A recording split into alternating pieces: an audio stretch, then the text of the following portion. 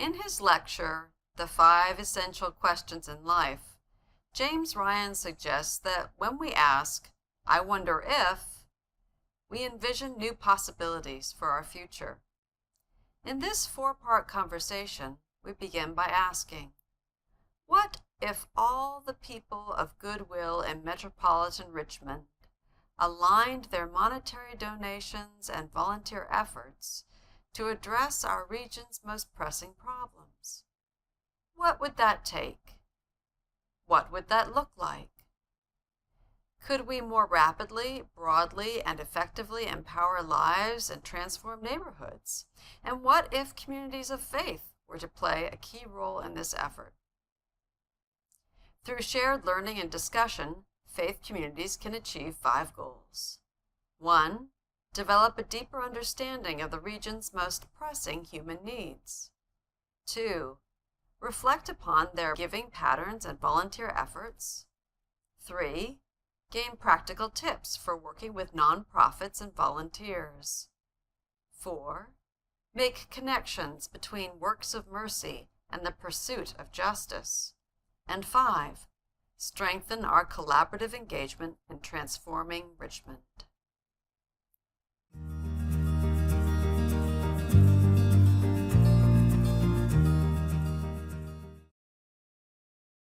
God loves human beings.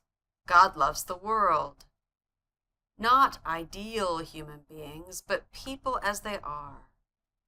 Not an ideal world, but the real world. Dietrich Bonhoeffer. Couldn't we at least agree? Is another essential question that James Ryan suggests we ask. Couldn't we at least agree that most human beings, perhaps all, want an opportunity in life? They want the opportunity to thrive, succeed, take chances, realize their potential, demonstrate their worth, contribute. Human beings want and need more than one opportunity. In other words, one mistake should not and cannot close the door to future opportunities. And people want some say-so, some choice about how they can pursue those opportunities. If we can agree on the basic human yearnings of choice and opportunity, then the question before us is, what are the essential elements in any community that enable meaningful opportunity?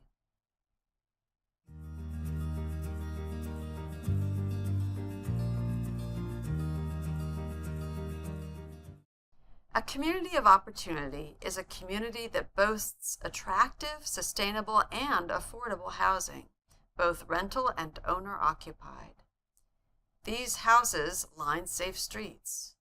The children and adults in these homes have access to affordable health care and healthy foods.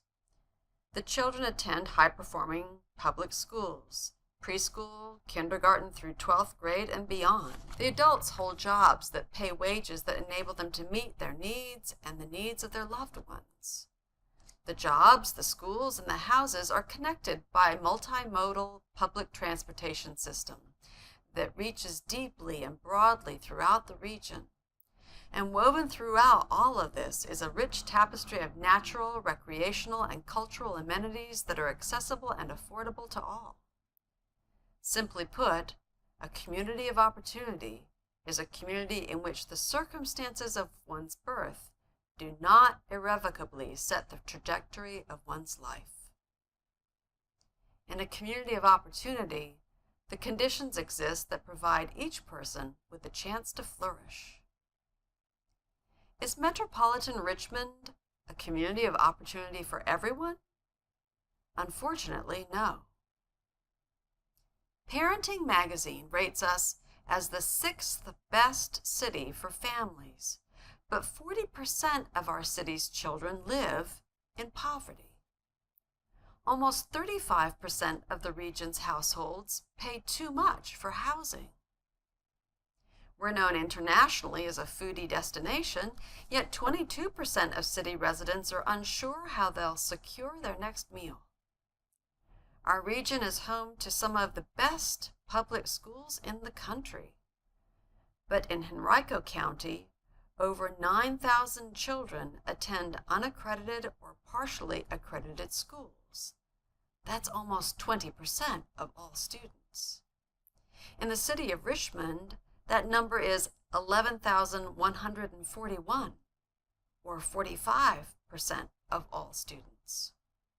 We're the 44th largest metropolitan area in the country, and yet our transit system ranks us 92nd out of the top 100 metros in terms of transit connectivity, where 100 is the most complex.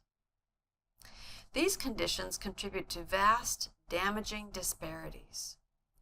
The distance between Gilpin Court and Westover Hills is 5.7 miles, but the difference in its residents' life expectancy is 20 years. 5.7 miles, 20 years. If this is unacceptable, then how can we help? How we help matters as much as that we do help, notes James Ryan. If you ask, how can I help?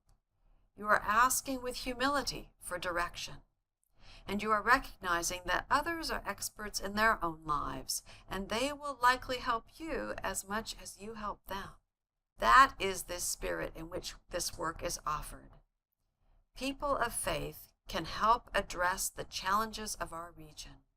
They can do so strategically and in ways that respect the inherent dignity and worth of each person they encounter. Where are we in Metro Richmond? Poverty is porous. It knows no jurisdictional boundaries.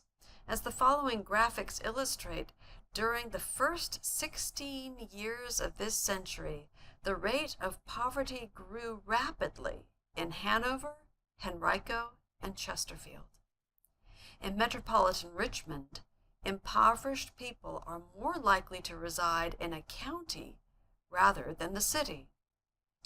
While this trend is difficult for many to accept and bespeaks numerous challenges for the suburban jurisdictions, it offers opportunities for progress as well.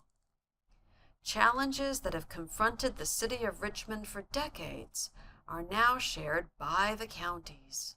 Solutions and the efforts to enact solutions can be shared as well. The number of children living in poverty and the concentration of poverty have direct and dire consequences for the region's schools. Children who live in families earning less than $45,000 annually qualify for free and reduced lunch. Just as poverty is a regional challenge, so too is the lack of affordable housing. In each jurisdiction, almost 1/3 of all households are housing cost burdened, meaning they spend more than 30% of their gross monthly income on housing costs, rent or mortgage plus utilities.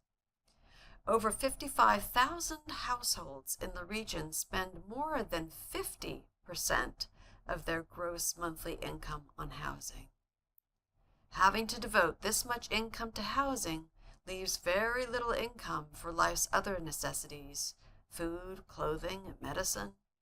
There's no money left at the end of the month to save for a child's education or for retirement. Thousands of our neighbors are one car breakdown or one unexpected medical bill away from falling behind on their rent or mortgage. They live day to day on a financial ledge, and fiscal stress leads to emotional stress, which leads to compromised physical health. Thousands of seniors in our region struggle to find and keep stable, affordable housing. A full 40% of the single-person households that are cost-burdened are people 60 years or older. It's one thing to be financially stretched in one's 20s before reaching peak earning years. But when someone is fiscally stressed at the age of 60 and beyond, that's not temporary. That's a way of life. Finally, our affordable housing challenges negatively impact our region's economic health and competitiveness. The annual difference between what residents of our region can afford to pay for housing and what they actually spend is $862 million. That's millions of dollars that do not flow into our regional economy, millions of spending capacity that would generate the need for thousands of jobs. We all suffer when our neighbors suffer. In 2017, researchers from the University of Richmond, Virginia Commonwealth University, and Housing Opportunities Made Equal released a report that offered an analysis not of educational outcomes, but of educational opportunities in the region.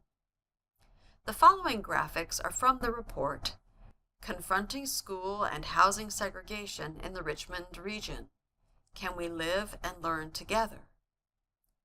They make it clear that low-income persons of color are far more likely to attend unaccredited schools, schools in which a majority of students are failing third-grade reading SOLs, and high schools with far fewer advanced placement class options. These systemic inequities cast long shadows. To give just one example, because advanced placement classes are a key driver of GPA, and GPAs are a critical factor in college admissions, and because a college education can prove profoundly influential for future employment and the creation of networks that open avenues to other opportunities, educational inequity perpetuates the cycle of fewer employment choices, financial stress, and makes it staggeringly difficult to climb the wealth-building ladder out of poverty. In another report titled, Where You Live Makes All the Difference, Access to Opportunity in the Richmond Region, HOME, or Housing Opportunities Made Equal of Virginia, mapped 22 social economic variables to paint a picture of opportunity, or a lack thereof, in the region. As the report notes, the neighborhoods classified as very low opportunity are home to the majority of African American population of the region. These are the same neighborhoods that have the lowest educational attainment outcomes, the highest rates of foreclosure, the greatest rates of poverty, and the lowest rates of home ownership in the entire region.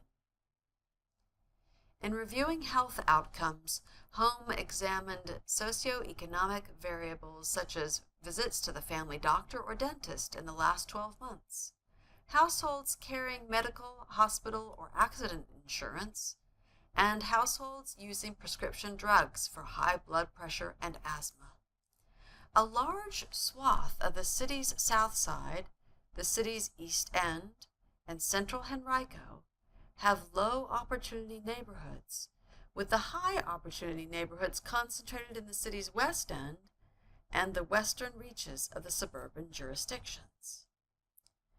The same pattern holds true when it comes to transportation and housing as a key component of household wealth. HOME measured home ownership rates, median house value, median household income, poverty rates, the percentage of population on public assistance, bus stops per census tracts, and the percentage of workers with a commute time of 45 minutes or greater. Reliable, affordable transportation options equal greater mobility, and greater mobility equals greater locational, educational, and vocational choice and opportunity. While these challenges may appear daunting, true progress is being made.